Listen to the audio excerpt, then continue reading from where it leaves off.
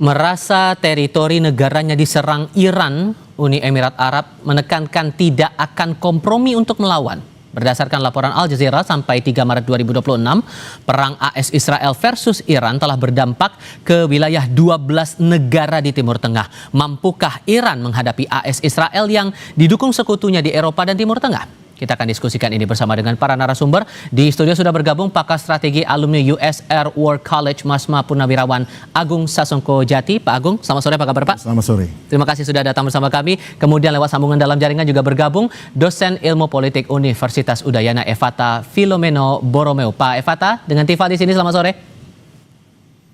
Selamat sore Mas Tifa, selamat sore Pak Agung. Terima kasih sudah bergabung bersama kami. Sampai sudah ada penekanan dari Uni Emirat Arab tidak akan kompromi untuk melawan. Menurut Anda ini eskalasinya bakal lebih luas, Pak Agung? Akan Timur Tengah akan melawan? Langkah Iran yang menyerang beberapa titik di wilayah Timur Tengah dalam beberapa waktu kebelakang ini? Pernyataan mengatakan bahwa sangat menyesalkan serangan oleh Menteri dari Uni Emirat itu adalah normatif ya. Saya lihat bahasanya normatif. Tapi sungguhnya yang mereka inginkan adalah perselisihan ini atau konflik ini selesai sedemikian rupa. Perlu kita ketahui bahwa Iran telah menyerang hampir 27 sasaran, yaitu pangkalan udara dan pelabuhan di seluruh Teluk, bahkan sampai menyerang ke Turki juga, pangkalan Ikrilik. Semuanya itu ada yang dihancurkan, ada yang separuh dilumpuhkan, ada yang tidak bisa digunakan. Namun yang pasti untuk armada armada laut Amerika sudah tidak bisa lagi mengisi logistik senjata, bahan bakar di Teluk. Dia harus ke Italia dan itu bukan pilihan, atau pergi ke India. Karena di daerah Turki, di pelabuhan di sana sudah tidak aman juga. Paling ke Siprus, tapi Siprus dalam jangkauan. Mungkin ke India. Jadi masalah terbesar adalah Amerika sekarang harus merestrukturisasi bagaimana mereka beroperasi. Karena hampir seluruh pelabuhan dan pangkalannya diserang oleh Iran. Dan ini menimbulkan pelanggaran kedaulatan. Tapi sesungguhnya menurut logika, pada saat suatu negara bersedia menampung pangkalan udara negara lain, dan pada saat negara lain menggunakan pangkalan itu menyerang, maka kedaulatannya itu sudah tercemar ya, sudah tidak bisa disamakan. Karena pangkalan itu digunakan untuk rencana, untuk penyerangan, untuk pengisian logistik, untuk mensuplai peperangan. Dan itu adalah sasaran yang sah menurut hukum perang. Tapi kalau kemudian akan membalas serangan itu tidak akan mungkin menurut Anda? Tidak ada untungnya. Apa untungnya? Apa mau ikut terlibat? Karena sesungguhnya kan mereka bersampingan ya, bersebelahan. Lebih bagus ini selesai, nanti urusan mungkin diganti rugi atau apa. Tapi sungguhnya kalau sampai ikut berperang dan mereka simpati rakyatnya gimana kalau mereka berada di pihak Israel, itu kan menjadi masalah lain. Oke. Pak Efata, kalau Anda membacanya ini eskalasinya dengan makin kesini makin intens, Iran masih punya kekuatan nggak kalau kemudian mereka mengambil langkah Selat Hormuz ditutup, mainannya sekarang ke level ekonomika atau ada strategi lain yang Anda baca di sini? Baik, terima kasih Mas Tifa. Tentu saya melihat bahwa Iran sedang memainkan strategi cumi-cumi ya. Jadi kita bisa melihat ketika tubuh besarnya yang sulit bergerak karena dihajar, cumi-cumi itu biasanya mengeluarkan tinta pekat ya ke segala arah dan juga akhirnya membingungkan musuh yang ada.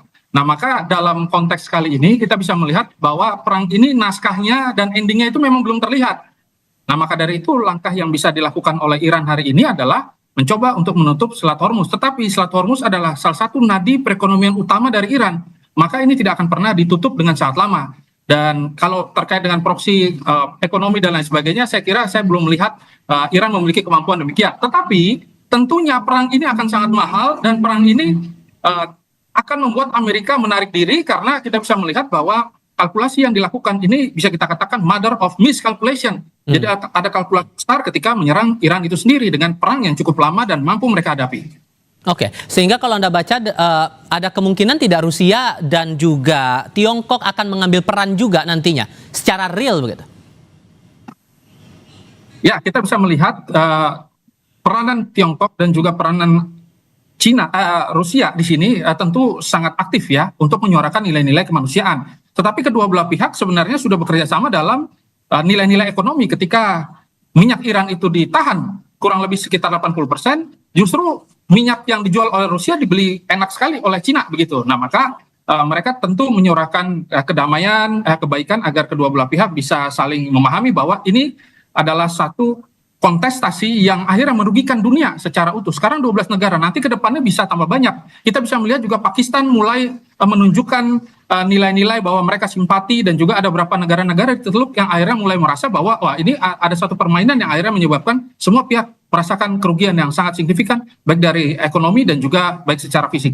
Oke, Pak Agung, Ya. kalau kemudian mengutip pernyataan dari Trump bahwa perang ini bakal berlangsung dalam kurun 4-5 minggu, siapa yang diuntungkan, siapa yang dirugikan menurut Anda? Itu pernyataan dari orang yang tidak mengikuti nasihat daripada Kepala Staf Angkatan Perangnya.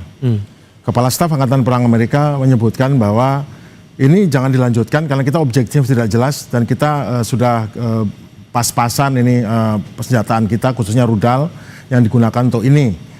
Namun pada saat penyerangan ini sungguhnya yang mulai itu Israel.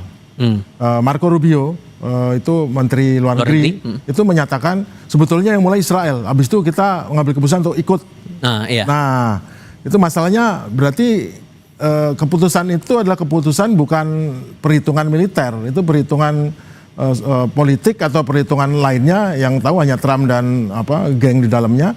Dan itu justru benar seperti dikatakan oleh beliau bahwa ini perang yang tidak akan dimenangkan dengan takluk seperti biasa. Perang ini akan berakhir dengan ada pihak yang akan mundur sendiri. Kenapa? Karena tidak sanggup meneruskan. Jerman Perang Dunia Kedua, Jerman Perang Dunia Pertama, itu mundur bukan karena kalah di pertempuran, tidak pernah dia kalah di pertempuran, karena apa? Logistik. Begitu Amerika masuk ke dalam perang, maka dia kalah secara logistik. Sesungguhnya dalam bahwa taktik itu sekarang levelnya taktik, yang menyerang, menggebom, membunuh itu tactical. Level taktik itu bisa memenangkan pertempuran. Oke. Tapi strategi menentukan kemenangan perang. Serta merta Iran diuntungkan di sini atau ada strategi lain yang rasanya perlu Ya, dicermati? ini duel strategi. Jelas Amerika nggak ada strateginya. Dari pernyataan yang disebutkan oleh Trump dan menteri-menterinya, waktu ada pertanyaan ini habis ini bagaimana? Oh, nanti bagaimana? Yang jelas kita sudah menihilkan kemampuan Iran untuk melakukan serangan, menihilkan kemampuannya mendukung terorisme. Setelah strategi apa? Malah marah itu. Menteri perang itu, si Hegseth itu malah marah. Artinya nggak punya, orang Amerika bilang dia nggak punya strategi. Nah, kalau nggak punya strategi, betul jago. Tentara Amerika itu jago. Saya sekolah di sana, 2 kali sekolah di sana, itu jago, pinter, alatnya hebat. Tetapi masalahnya sebelum ini mereka terlibat menyuplai ke Ukraina, hampir mungkin separuh senjataan dikirim ke Ukraina. Sekarang Tomahawk-nya, rudal Tomahawk sudah hampir habis yang digunakan untuk menyerang. Kemudian segala bom pintar, segala itu sudah depleted. Tapi yang paling penting sekarang rudal Hanut. Kalau mereka bisa menyerang Iran, pertanyaan berapa lama mereka bisa bertahan? Nah, mampu menyerang selama 2 minggu, 3 minggu. Tapi mampukah dia bertahan lewat dari minggu ini? Apakah cukup rudalnya? Sekarang negara Teluk sudah menjerit pada Amerika, tolong berikan kami rudal tambahan untuk Hanut. Amerika jawabannya, mohon maaf saya tidak bisa berikan, saya akan berikan ke Israel. Sakit hati nggak itu? Negara-negara Teluk yang mempercayakan keselamatannya pada Amerika? Oke, Pak Efata, nyampe nggak nih 4-5 minggu seperti yang dinyatakan Trump itu perang bakal terjadi? Ya, faktor utamanya memang Amerika ini paling jago untuk melakukan strategi gunting dan juga lem ya.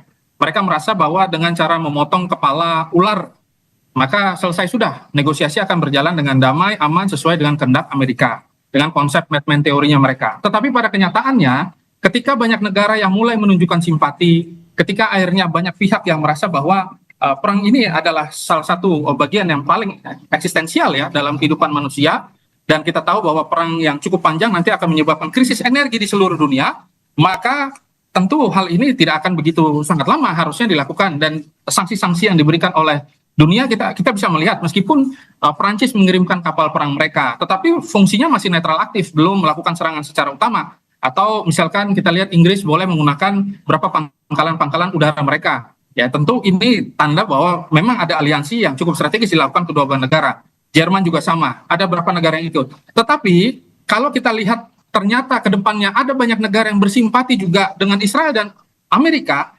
tentu Amerika dengan Israel tidak akan takut. Mereka akan merasa bahwa, dan seperti yang disampaikan oleh salah satu jenderal di Amerika, perang ini hanya bisa dimenangkan apabila aliansi NATO bersatu dan menyerang Iran secara bersamaan. Nah, itu yang bisa saya lihat. Dan kalau kemudian konteks imbas eskalasinya, sorry saya potong Mas. Kalau kemudian kita lihat eskalasinya sudah sejauh ini dan efeknya global, adakah sesungguhnya Mas negara yang setara dengan AS dan Israel untuk bisa jadi penengah di tengah konflik ini, Pak Efata? Ya, untuk menjadi penengah kita mungkin menggunakan pendekatan historis. Kita bisa melihat Yaman dalam diplomasi tidak langsung yang sudah terjadi berkali-kali dan netralitas mereka yang sangat teruji. Kita juga bisa melihat ada beberapa negara yang berpotensi besar seperti Qatar juga ya. Dan kita juga bisa melihat bahwa posisi Indonesia yang menyampaikan bahwa mereka mampu melakukan koordinasi dan memanfaatkan momen ya dari kedua belah pihak untuk menghentikan perang. Tetapi kalau secara militer yang bisa menghentikan perang dan mengintervensi yaitu Rusia, Cina, dan mungkin Korea Utara nanti yang sebagai kartu liar yang tiba-tiba saja ikut dalam diplomasi ataupun situasi konflik yang terjadi di Iran. Demikian. Oke, kalau kans Indonesia, karena Pak Prabowo juga sudah menyatakan, pemerintah sudah menyatakan siap untuk jadi mediator kalau kemudian itu dibutuhkan. Kansnya gimana menurut Anda kalau jadi Indonesia mediator? kansnya ya lumayan lah. Cuman masalahnya kan kita bukan pemain di konflik besar ya. Terus masuk ke dalam ini tentu kita harus mempunyai pengalaman dan saya tidak menganggap remeh kita bisa ya. Namun sesungguhnya menurut saya yang paling berpotensi untuk ini karena sesungguhnya kan ini sebetulnya adalah proxy war nih. Pihak Amerika langsung terjun berhadapan dengan Iran dan Iran merupakan proksinya Cina dan Rusia sebetulnya. Rusia memberikan teknologi dan ini kemudian khususnya untuk rudal hipersonik yang hebat sekali nih, yang top ini sama lain dan kemudian Cina untuk spare part. Cuman yang paling tepat adalah India. India kemarin datang ke Israel menyatakan saya di belakang Israel. Tapi sesungguhnya India itu apa? India itu adalah partner daripada Iran. Mereka itu satu budaya. Mereka sama-sama basics daripadanya Sanskrit. Mereka di panjang itu bagian India lah bagian daripada kekaisaran Persia sebetulnya.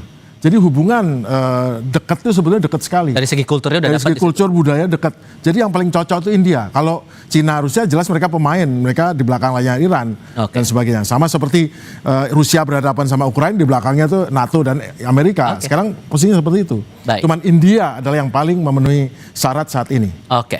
Pak Agung Sasongko Jati, terima kasih sudah datang di studio. Pak Evata, terima kasih juga sudah bergabung lewat sambungan dalam jaringan bersama kami kali ini. Sehat selalu semuanya. Selamat sore.